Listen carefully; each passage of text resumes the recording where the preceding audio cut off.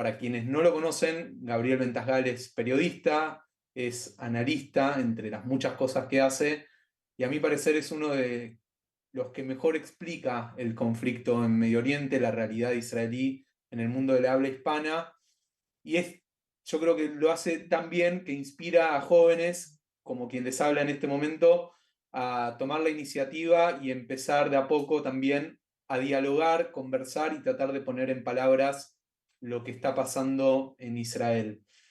Con mucho orgullo también digo que soy presidente de Basilea, Atzada Sheini Argentina, que es la primer filial que abre de Atzada Sheini, organización que Gabriel lidera como director, lo hace aquí en Argentina, y que tiene entre muchos de sus objetivos no solamente combatir el antisemitismo, sino también tender puentes entre Argentina e Israel y Argentina. Entonces, eso es lo que estamos viendo en este momento. Gabriel, muy buenas tardes para nosotros, buenas noches para vos. ¿Cómo estás? ¿Qué tal? Buenas noches. Vamos a empezar porque somos judíos. Te tengo que preguntar cómo está tu familia, antes que todo. Mm. Mi hijo se acaba de esguinzar, así que lo dejé en la sala de primeros auxilios, enyesándose, con una venda. Esperemos escuchar buenas noticias de Eitan. Para vos es Eitan, para nosotros es Eitan. Eh, ¿Sabes cuál es la diferencia? ¿Cuál es la diferencia? A ver, ¿cuál es tu nombre? Acá en Argentina, Ilan. Bueno, acá serías Ilan, porque una persona que es un árbol sería un Ilan, pero para diferenciar eso, entonces le dicen Ilan. Los nombres le ponen acento al revés, igual que Eitan.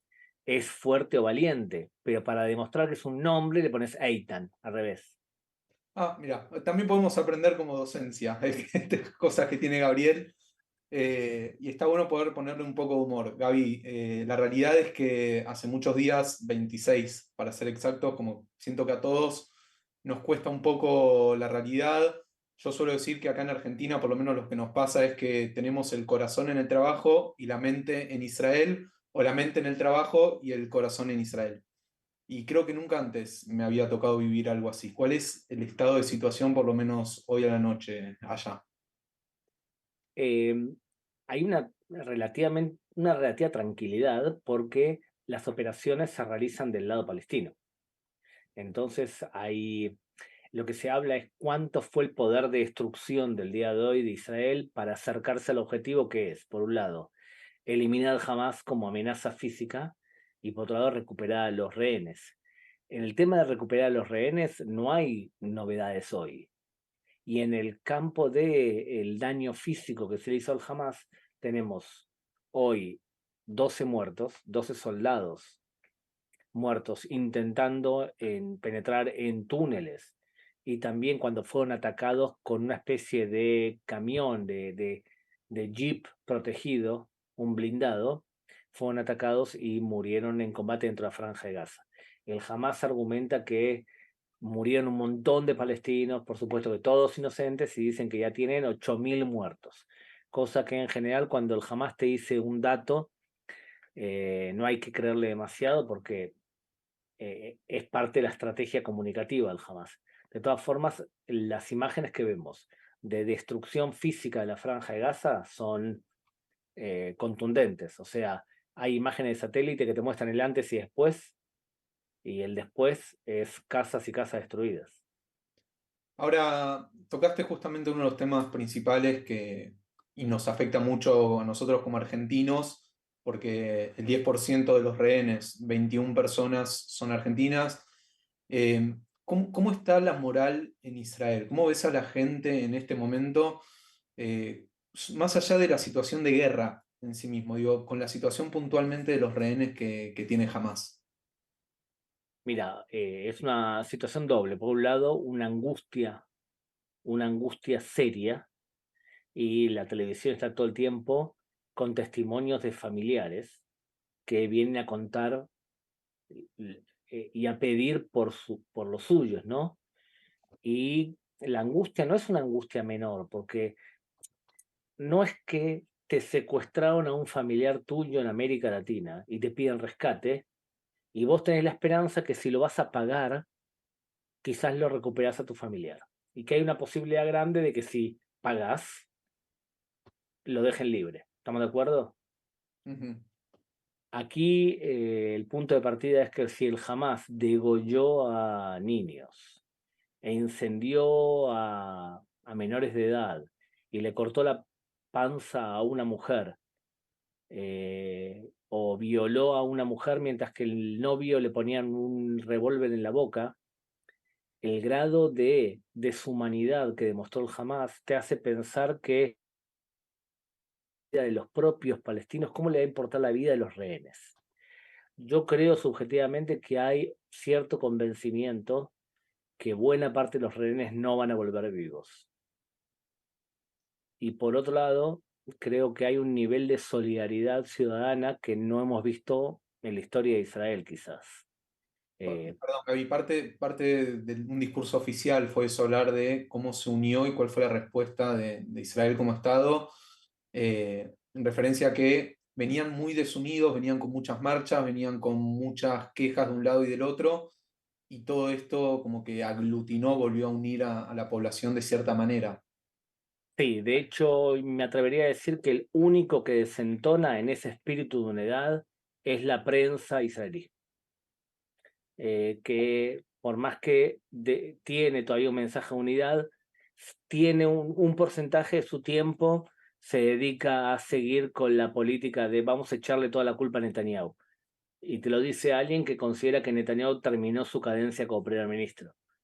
Eh, pero fueron uno de los factores que nos llevan a la desunión. Veníamos muy desunidos, con una forma de hablar muy extremizada, muy, con una reforma judicial que dividía la población, con Netanyahu que provoca una reacción emocional no racional en la gente, o sea, es odio o admiración sin punto medio, y con una prensa, incluso me atrevería a decir, parte de ella prensa latinoamericana, que idiotizó a la gente. O sea, no, yo te digo, como estudiante de abogacía, la forma que presentaban ciertos aspectos de la reforma judicial daba pena.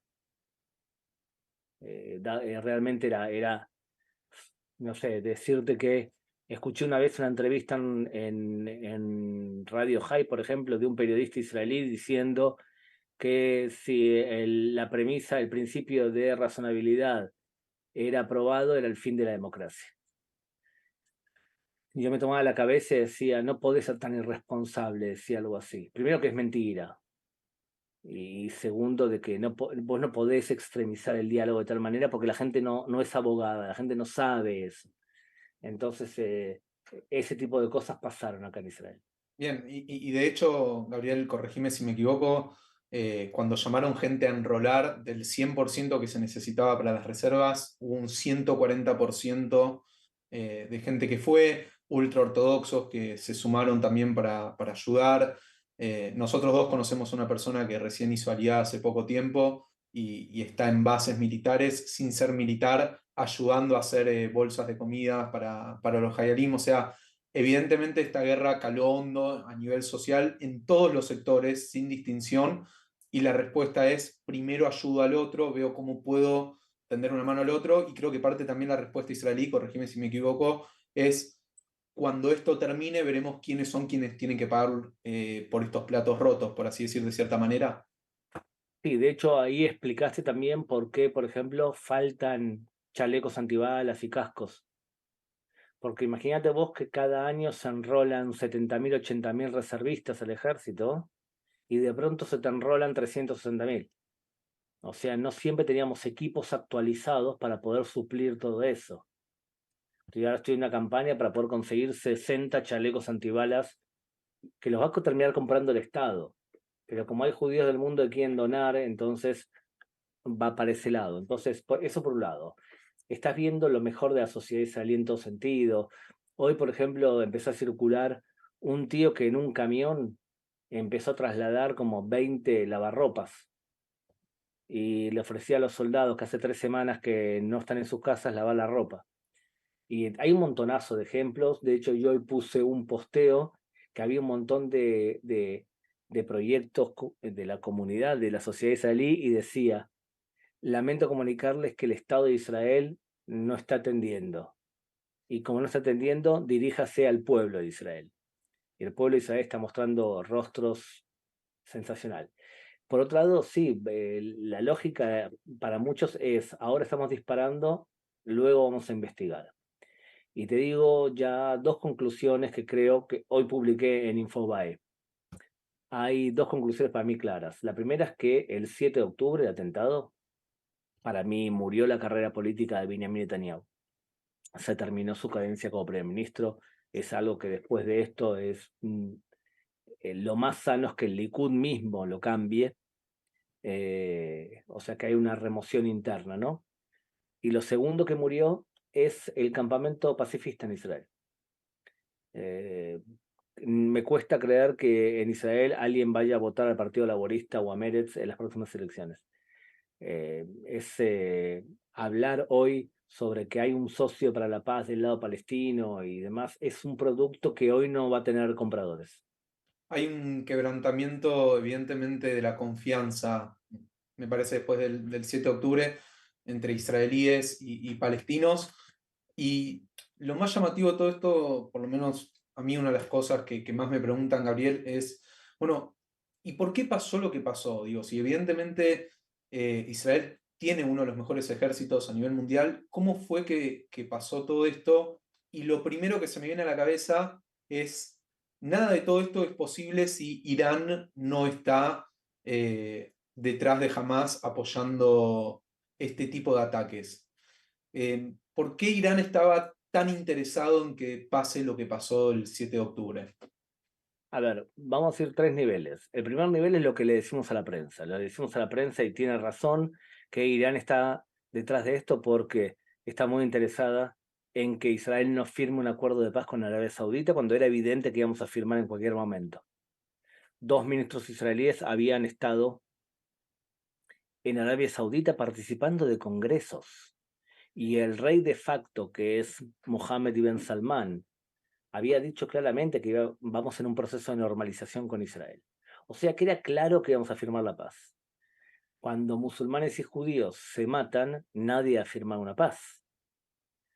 El objetivo de Irán era boicotear la paz, porque la paz entre Israel y Arabia Saudita era una paz contra Irán. Entonces, están las manos de Irán detrás, las huellas. Eso por un lado. Por otro lado, lo que nosotros nos decimos a nosotros mismos.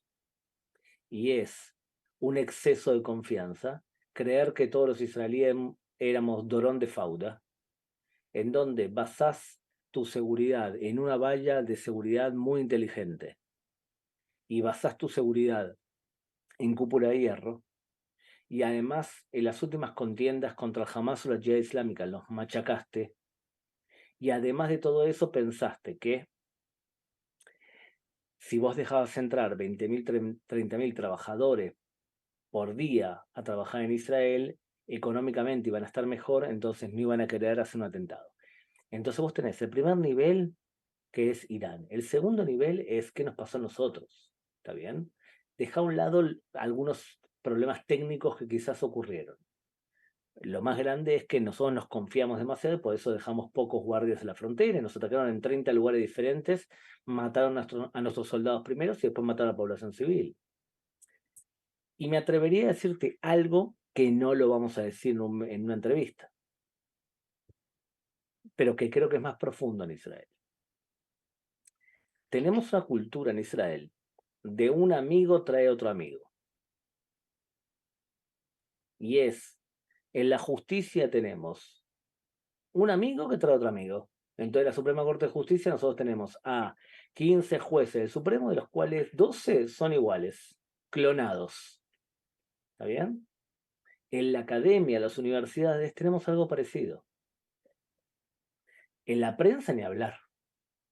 La prensa tiene monopolio, el ashkenazí laico de ciudades grandes, preferiblemente de Tel Aviv. ¿Y en el ejército? Y en el ejército vemos cada vez más con más claridad que hay muy poca gente que hable árabe. Te voy a dar un ejemplo concreto a qué me refiero. Hay un iraní que ahora es el showman de casi todos los programas de televisión en Israel, este hombre se fue de Irán a los 21 años. Y él estaba en la unidad 8200, la unidad de espionaje del ejército. Y en un programa de televisión dijo lo siguiente. Escucha bien, ¿eh? Todo lo que te voy a decir ahora, Ilan, estoy seguro que no lo escuchaste nunca. Él dice lo siguiente. En la cultura persa, así con acento persa él, en la cultura persa los árabes son vasos descartables. No nos sirven para nada. Y por lo tanto, para un chiita, un sunita es peor que un cristiano. Entonces, para Irán, el Hamas es descartable y es sunita. ¿Está bien? Pero agarra y agrega algo. La única forma de amedrentar a un persa, a un iraní, es luego de haberte asesinado 1400 de los tuyos, durante las primeras 5 horas tenés que matarles a ellos 50.000. Es la única forma de amedrentarlos. Ahora, evidentemente ninguno de los que está aquí presentes piensa como una posibilidad moral asesinar 50.000 personas de por sí. ¿Estamos de acuerdo? Espero que sea así. Pero fíjense lo que dice este hombre. Él lo que te está diciendo es, yo que soy persa, que soy iraní, conozco cómo piensan. Y ustedes, que son todos unos ashkenazim, veniditos de Europa, piensan que no nos iban a atacar porque no es racional. ¿Y desde cuándo un grupo terrorista piensa de forma racional? Por eso Más también, si es, más si perdón, es un grupo religioso. ¿Está bien? Entonces, creo que el problema más profundo que hay, que se vivió en Israel, es que la homogeneidad de pensamiento te trae tranquilidad, pero esa tranquilidad es una tranquilidad falsa, ficticia. No estás analizando con profundidad la realidad, porque todos piensan igual. Y si todos piensan igual, vos sabés perfectamente dónde está mi hija, en qué unidad del ejército está. Y le pregunto a Galit, son todos igual, ¿verdad? Me dice, son todos clones. Todos clones. Yo soy la única loca y también soy clon. Lo que pasa es que ellos no saben que yo soy un clon. Se confundieron, pensaron que era un clon, pero en el fondo no soy un clon.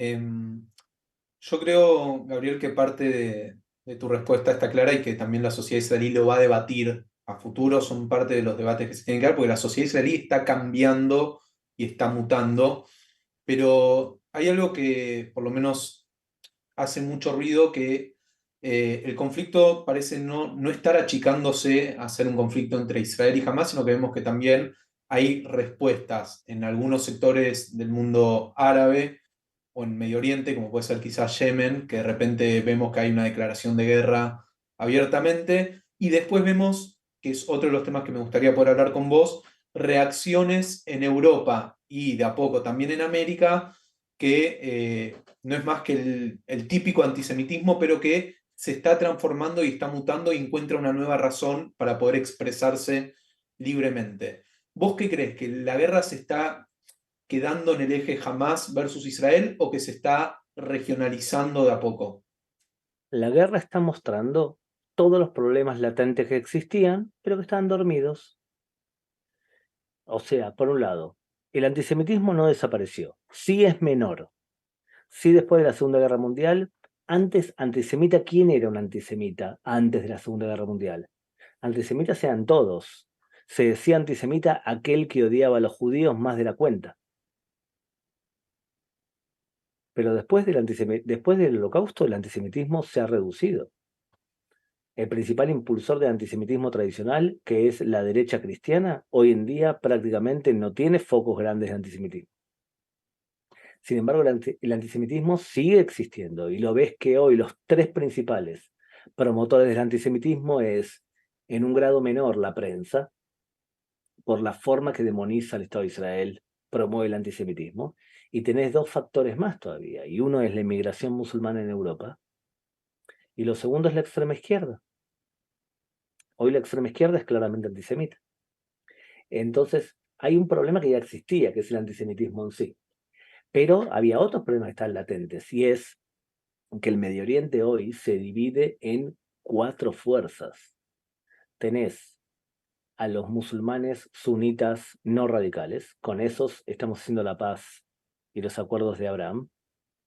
Tenés grupos que quieren impulsar un califato musulmán, ISIS, Hamas, Al-Qaeda, Hezbollah. Tenés un tercer grupo, que es países muy radicales, que pagan terrorismo o que impulsan el terrorismo. Se llaman los países de los hermanos musulmanes, que son Turquía y Qatar. Y por último tenés países chiitas, Irán, Irak, Siria y el Líbano hoy, y los hutíes. Entonces fíjense, Israel tenía un acercamiento hacia los sunitas no radicales. O sea que descartémoslos. Hoy nuestros aliados es Arabia Saudita, Emiratos Árabes, Egipto, Jordania. Con Qatar y con Jordania tenemos, con Qatar y con Turquía tenemos una situación dual. Por un lado, ellos fomentan el antisemitismo y el odio, y por otro lado, tenemos una relación en algunos temas correctas, por ejemplo, económicos. Bien, con Hamas y con Hezbollah no podemos hablar, y con los chiitas tampoco. Entonces, ¿qué tenemos? Este escenario que te acabo de contar ahora ya existía antes que esta guerra. Lo que estamos viendo es que el conflicto, en vez de quedarse entre Hamas e Israel, o sea, entre radicales islámicos e Israel, tiene el peligro de expandirse hacia los otros enemigos que tiene Israel en los 3 niveles. Chiitas en general, grupos radicales islámicos en general, o sea, Hezbollah, y quizás Turquía y Qatar. Los 2 primeros son los más probables, pero por ahora se mantiene en algo específico. Mi evaluación general es primero Israel se va a encargar de Hamas, y no descartes que cuando termine con Hamas Israel ataque Hezbollah. Gaby, cuando vos hablas de terminar con Hamas, ¿qué quiere decir? Porque vemos que todos los días se eliminan selectivamente ciertos líderes encargados del armamento, no sé, del financiamiento del grupo terrorista. ¿Qué quiere decir terminar con Hamas? ¿Se puede terminar con Hamas? ¿Cuánta gente de Hamas? Porque por ahí nosotros hablamos y no tenemos dimensiones de lo que es Hamas verdaderamente. Hamas no se puede erradicar porque es una idea, igual que ISIS es una idea. Ahora, esa idea tiene una estructura. Todo grupo radical islámico tiene una estructura religiosa, mezquitas y demás, junta de dinero, lo que se llama zakat, zakat en hebreo, zakat en árabe. Tenés escuelas que se llaman la red de Dawa de acción social, y tenés un brazo militar y un brazo político. Eso es la traducción física de una idea. Vos lo que podés hacer es minorizar, reducir la influencia de lo físico de la idea. O sea, podés eliminar la amenaza militar que representa el Hamas. Podés incluso deportar o matar a los líderes políticos. Podés destruir todas las mezquitas que vos quieras. No significa que vos mates la idea. La idea seguramente va a seguir viviendo. Lo que Israel hoy pretende es eliminar esa personificación física de la idea. Bien. Y si hablamos de ya en sí mismo del conflicto, lo que fue la entrada a Gaza particularmente, voy a terminar con uno de los últimos conceptos así a nivel global y después pasamos porque ya me están llegando preguntas de la gente que me parecen interesantes. Se habla, Gabriel, mucho del rol de Egipto como mediador en este conflicto y por el otro lado, de nuevo, como otras tantas veces viene sucediendo, que la ONU no parece ser un interlocutor válido entre Israel y Hamas.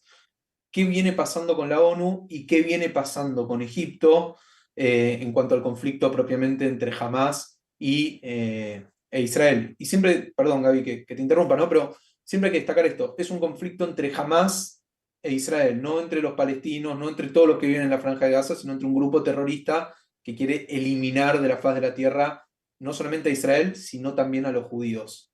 Siempre es válida esa aclaración. Sí, pero vos y yo decimos eso en las entrevistas y está muy bien. Lo que pasa es que hace 2 años hice una encuesta y el 63% de la población de la Franja de Gaza apoyaba al Hamas. La pregunta es, ¿pueden responder libremente estando bajo un gobierno dictatorial? Exactamente, exactamente, no pueden responder. Ahora, las dos cosas son unas inocentadas y las dos cosas son erradas. Decir que todo la Franja de Gaza es Hamas es una exageración terrible. Y decir que toda la población palestina no es Hamas y que son cautivos es una mentira. Entonces, las dos cosas creo yo que son falsedades. Entonces, la ONU es la representación política del mundo, pero es un ente político, en donde tenés 193 países, de los cuales la gran mayoría de estos países no son democráticos, ni mucho menos. Eh, todo lo que ha hecho la ONU, salvo la declaración 181 de partición de Palestina, que la hizo pocos años después del Holocausto, con el peso histórico que eso tenía, todo lo que hizo a partir de ese momento fue negativo para el conflicto. Todo, no hizo nada que sea importante, quizás el Consejo de Seguridad con la declaración 242. Pero tenemos un montón de ejemplos de cosas nefastas que hizo la ONU. Por ejemplo, declarar la resolución del Consejo de Seguridad 1701, por el cual Hezbollah no va a tener armas más al sur del río Litani. Y hoy Hezbollah tiene 200.000 cohetes para dispararnos. Entonces, el papel de la ONU, yo no creo que nadie en Israel espera nada positivo de la ONU. Y de hecho, Ben Gurión, cuando hablaba de la ONU, decía shmum, que es la ONU no vale nada. Y Entonces, yo creo que la ONU no es un factor a tener en cuenta. Lo que pasa es que cuando el secretario general de la ONU dice la barbaridad que dijo, que de alguna manera se puede entender como que justificaba el terrorismo por el vacío, como si el terrorismo islámico necesitaría una justificación territorial para hacer atentados. No hacen atentados por una ocupación de una ciudad. Hacen atentados porque no aceptan ningún Estado judío, ninguna frontera. Entonces, no es un tema que hizo o dejó de decir Israel. Entonces, diciendo algo así, es malversar la historia y malversar las intenciones del Hamas. Entonces, Hamas cuando va a asesinar a un judío no grita ocupación, ocupación y que viva Miriam Bregman. Hamas lo que dice es Allahu Akbar. Entonces, evidentemente, aquí hay un tema religioso que va más allá de una o dos ciudades. Entonces, perdón, pero Gabriel, es paradójico porque hay que agregar esto. Digo, la propia agencia de la ONU que se encarga de los refugiados palestinos denunció a Hamas por el robo de combustible y de medicamentos que iban a ser utilizados, que eso lo denunciaron en las redes sociales y tuvieron que volver para atrás, tuvieron que borrar lo que dijeron por amenaza de muerte. O sea, tampoco tienen ni siquiera libertad de acción ellos dentro de la Franja de Gaza. vos imaginate que la UNRWA, que es la encargada de cuidar al refugiado palestino, porque todos los refugiados del mundo tienen una organización, salvo los palestinos que tienen UNRWA. Bien, la UNRWA cuando hace elecciones para la comisión, para el gremio, la comisión de la UNRWA la gana Hamas siempre. O sea, jamás domina la UNRWA. Entonces, no, vos no puedes esperar nada bueno de la ONU, pero Egipto como mediador tiene un papel y es que la frontera sur está en manos de Egipto, de la Franja de Gaza. Entonces Egipto podría permitir la apertura del paso de Rafah para permitir que palestinos que se vayan de la Franja de Gaza vayan hacia allí o captar ayuda humanitaria o bien colocar un hospital de campaña. Se podría ya hacer, pero acá el principal mediador para el tema más importante que es los rehenes, el principal mediador es Qatar. Y Qatar nos cae a todos muy simpático, ganamos un mundial, todo bonito, pero Qatar es un país que paga 20 a 25 millones de dólares por mes a Hamas de sueldos. O sea, jamás Qatar es el principal financista del terrorismo de Hamas. Entonces vos podés presionar a Qatar y desenmascarar a Qatar y mostrar quién es Qatar, porque lo que no le gusta a los cataríes es que descubran que son los terroristas. Yo conozco un equipo de fútbol que juega bastante mal, que tiene una camiseta azul y amarilla, que tenía publicidad de Qatar. Y mi equipo de fútbol del Barcelona también durante años ensució su camiseta con Qatar.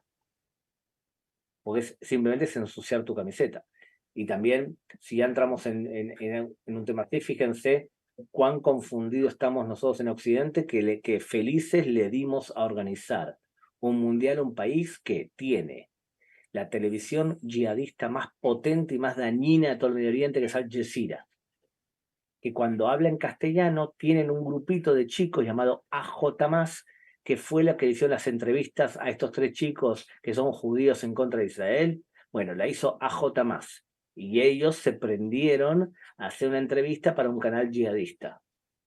¿Ok? Fuera de las barbaridades que dijeron en esa entrevista, te das cuenta que si vos te prendés a la televisión de Hezbollah, en este caso la televisión de Qatar, bueno, tenés un problemita serio, una confusión profunda. Entonces estamos hablando de un país que promueve el yihadismo, tiene una televisión yihadista, paga mezquitas por todo el mundo, radicalizadas, es el principal financista de las universidades estadounidenses. Qatar paga universidades norteamericanas.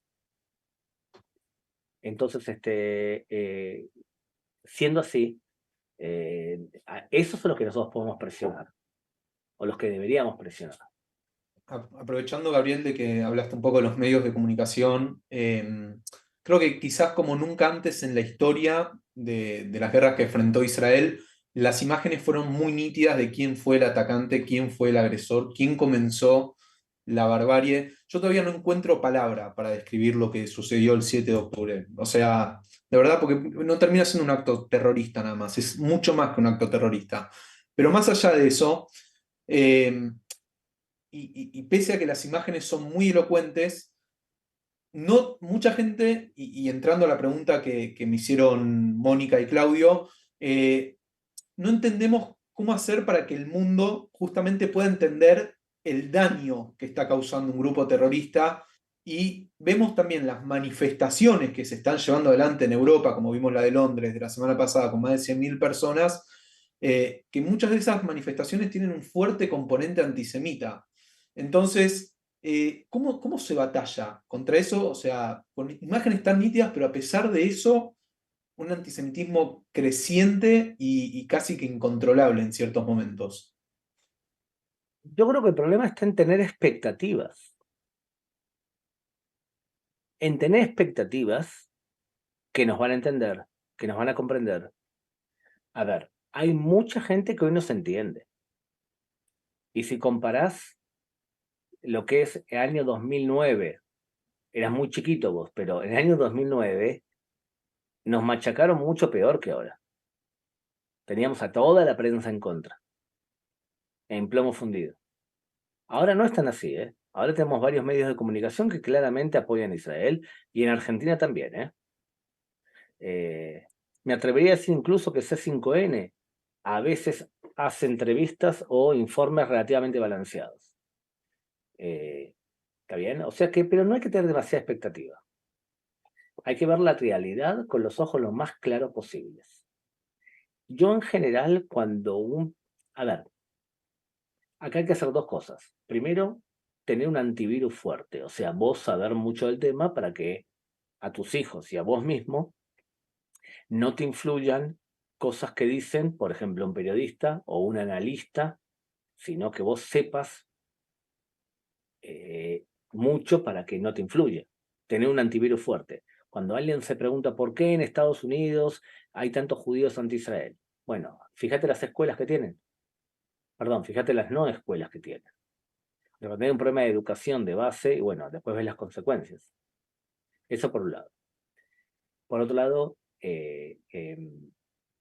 creo que hay que tener, por un lado, las armas para poder argumentar, pero también tienes que tener las intenciones para poder hacerlo. Y durante muchos años los judíos no hemos sabido argumentar de forma que, eh, que, Que sea que, contundente. claro, hoy me pasó, por ejemplo, me llamó una radio que ya los mandé a cagar porque que uno que se presentaba como un periodista que es judío. Entonces, cuando ya empiezan con yo soy judío, no puedo ser antisemita, bueno, se puede ser antisemita y ser judío. Acá no hay ninguna contradicción. Es conocido el fenómeno de autoodio, o sea que no me dice nada de eso. Pero él me empezó a argumentar cosas terribles que hace Israel en base a los números que dice el Hamas. ¿Está bien? Y el Hamas dice esto, que cifras. Entonces yo le explico cómo los medios de comunicación repiten lo que dice el Hamas y no hay ningún periodista occidental que va y se fija si los números son así. Y cuando le dije que los números no eran así, se volvió loco. Y en un momento determinado, cuando ya estaba volviéndose loco, le digo, señores, yo sé cómo funciona porque yo trabajé con el Hamas. El Hamas le da una información y los medios occidentales lo repiten. Yo no estoy dispuesto a actuar como borrego. Le dejo a los borregos que repitan lo que dice el Hamas. A ninguno le gusta que lo pongan en el lugar. Entonces tenés que tener una actitud también de ponerlo en el lugar cuando se pasa la raya y te da los argumentos para poder contradecir algo que está diciendo que es incorrecto. Entonces, eso por un lado. Y por otro lado, cuando hablamos de antisemitismo, los casos que nombraste, hay que tener en cuenta, la mejor forma de luchar contra el antisemitismo es la educación. Pero la segunda es la ley. Hay que llevar a juicio a antisemitas que paguen un precio por odiar a los judíos. Y a diferencia de lo que se cree muchas veces, Argentina, como se conoce en el mundo judicial, es un leading case, o sea, es un caso a imitar por las políticas que tiene justamente en contra del antisemitismo, e incluso que llegó a adoptar la definición de la Alianza Internacional de Conmemoración del Holocausto, equiparando el antisionismo como el antisemitismo más aberrante. Y hay 3 países de habla hispana que tienen una tradición antisemita muy fuerte. España, Argentina y Chile. Argentina es un país que ha tenido el primer libro antisemita serio se escribió en Argentina, La Bolsa, en el año 1890. El primer pogrom en América Latina se hizo en Argentina, La Semana Trágica. El partido nazi más importante del mundo fuera de Estados Unidos, de Alemania y Estados Unidos, estuvo en Argentina. Argentina captó nazis.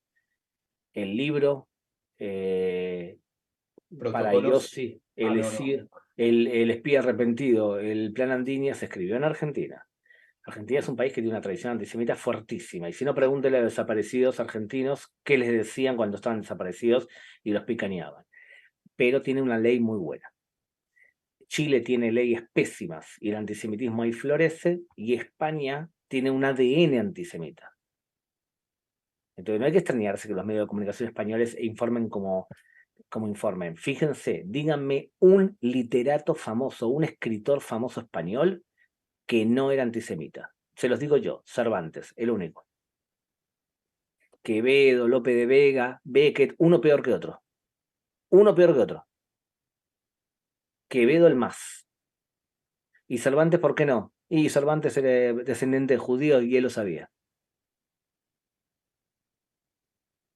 Entonces ahí tiene un ADN. Lo que pasa es que en España también tenemos fuerzas amigas de Israel. Tenemos fuerzas muy amigas de Israel. Pero el promedio de España es, sobre Israel opinamos todos en España. Gaby, te voy a aprovechar que tenemos por lo menos unos 15 minutos más. Ahí en Israel ya son casi las 2 de la mañana.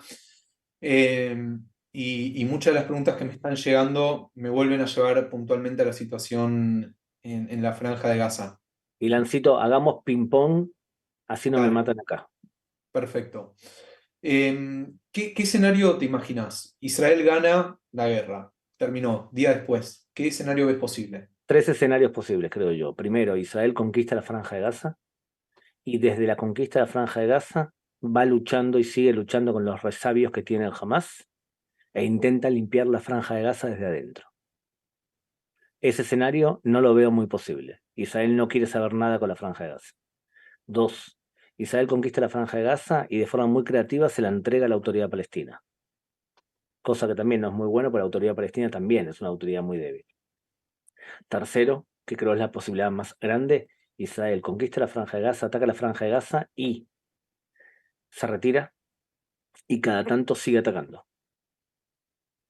Cosa de todo el tiempo recordarle, como si fuese un reloj, una vez por semana, quién es el que manda. El tercer escenario es el que veo más probable. O sea, es imposible a futuro, vos, por lo menos uno de los análisis que ves, es imposible que haya un gobierno de unidad en ambos lados, o sea, ya sea en Cisjordania y en la Franja de Gaza. Eso no lo ves como un escenario plausible, por lo menos. Hamás y la autoridad palestina se odian. Se odian. La autoridad palestina no está abriendo la boca. Cuando un país árabe, una fuerza árabe, no abre la boca, es que te está dando luz verde para atacar. Bien. La paz con Arabia Saudita, que hace por lo menos 4 semanas se veía bastante, o se empezaba a ver bastante tangible. ¿Te animás a decir que es algo que va a suceder en el corto plazo o mediano plazo? Es irreversible. Es irreversible. Israel y Arabia Saudita van a firmar un acuerdo de paz, si Dios quiere, pronto. Si Dios quiere, antes que termine la cadencia de Biden. Israel se ha transformado en una potencia militar a pesar de lo que pasó, una potencia económica.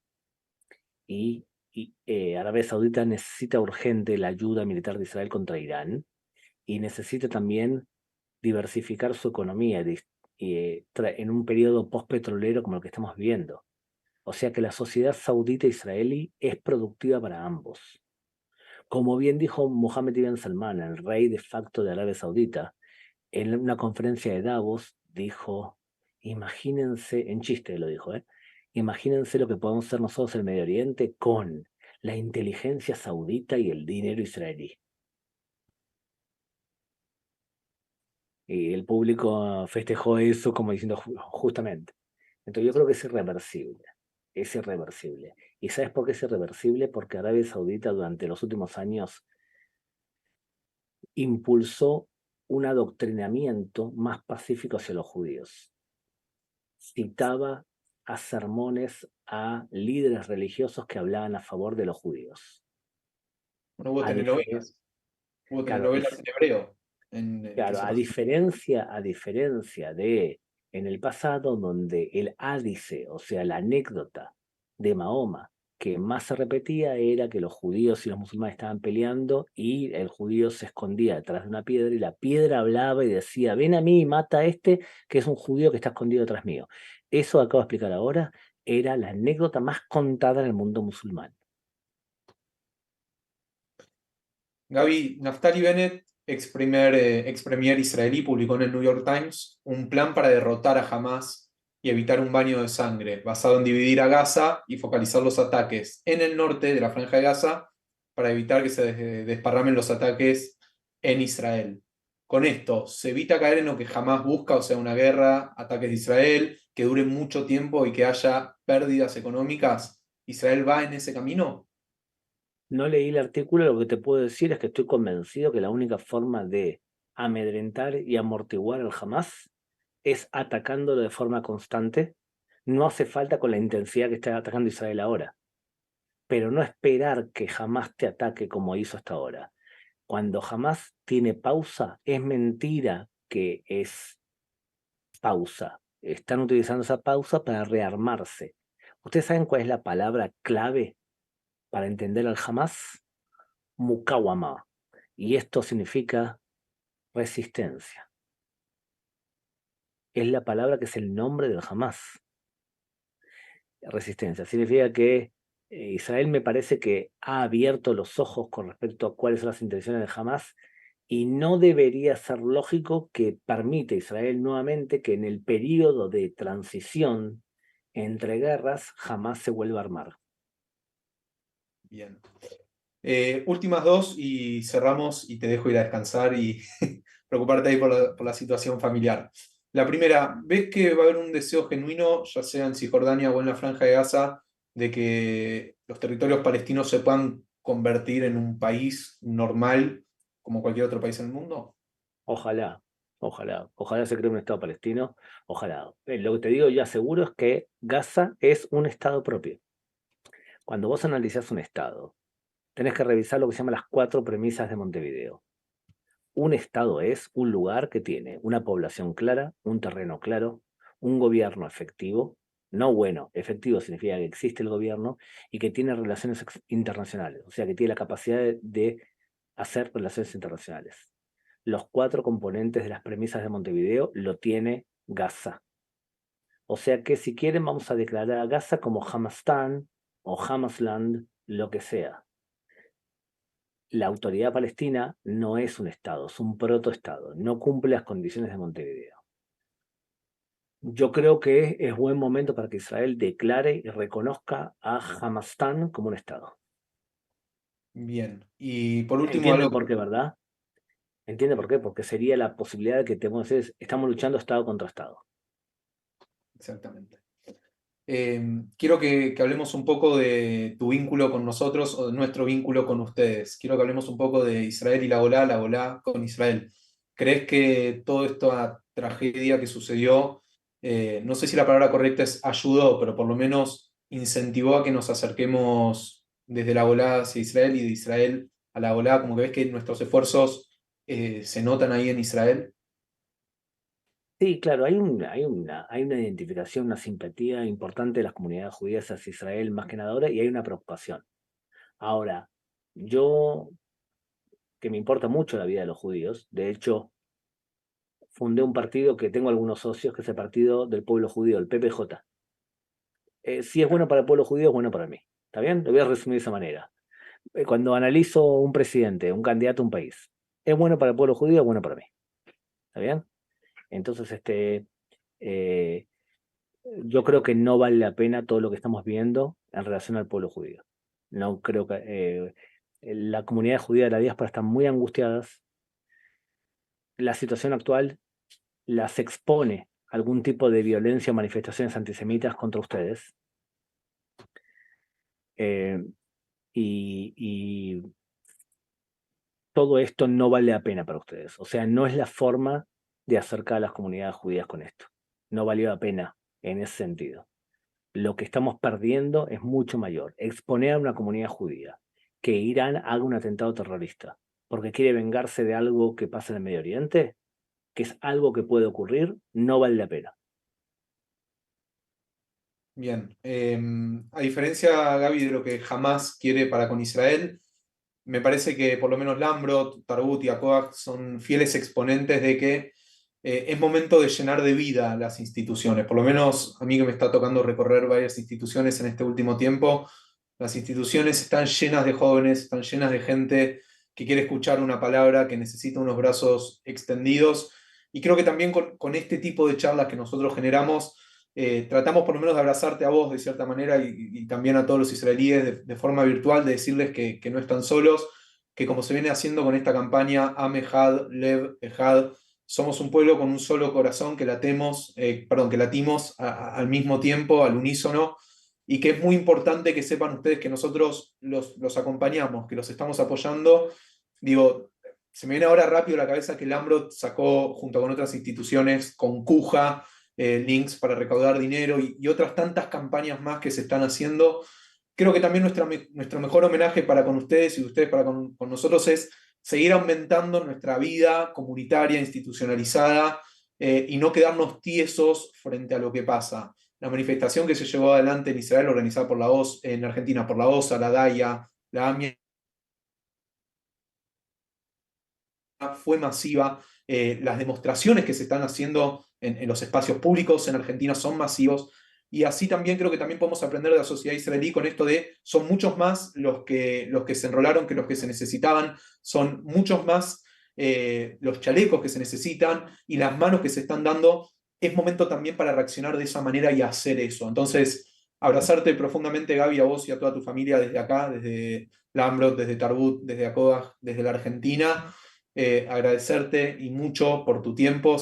Veo que está Eva ahí atrás, así que mandar un gran saludo. Y decirte que las puertas de las tres instituciones están abiertas para vos. Y te voy a robar la frase, porque es una frase de Gabriel. Es momento de ser fuertes y también es momento de ser valientes. De eso se trata. Así que, Gabriel, gracias a vos por tu tiempo y a todos los que están del otro lado. No sé si tenés algo más para cerrar en el día de hoy. Lamento que quizás fui muy contundente, pero lo que les dije estoy completamente convencido. De la misma forma estoy convencido que Israel va a firmar la paz con Arabia Saudita, estoy convencido que vamos a triunfar físicamente en esto y estoy convencido que la vamos a pasar muy mal en los medios de comunicación. Todo esto estoy convencido. Así que prefiero serles completamente honestos, que a veces no puedo serlo en una entrevista televisiva, y decirles que necesitamos ser fuertes y valientes, pero ver la realidad como es. Absolutamente, Eso. absolutamente. 2 de 3 fueron positivas. Me quedo con esas dos yo. Gaby, que estás ahí del otro lado, Gaby Larry, se Bueno, suma también al diálogo. no, sí, me sumo. Agradecerte, Gaby. Sabemos que es muy tarde en Israel, como siempre, predispuesto a darnos una mano, a darnos tu mirada. Siempre muy claro, siempre muy sincero, como te despedí recién, siempre con una mirada y una palabra justa. Y como decía Ilan, nosotros desde el Amron, de Tarbut y de ACOAG, seguiremos generando tanto estos espacios para informarnos, como también diferentes espacios para seguir con nuestra vida comunitaria, para tener nuestros espacios espirituales, como el Kabbalah Shabbat, que también es un abrazo al alma y un pedido por aquellos que necesitan una sanación, por la vuelta y la segura y la devolución de nuestros rehenes, y cada una de las instituciones en cada una de sus actividades poder seguir pidiendo por la paz, que es lo que todos anhelamos.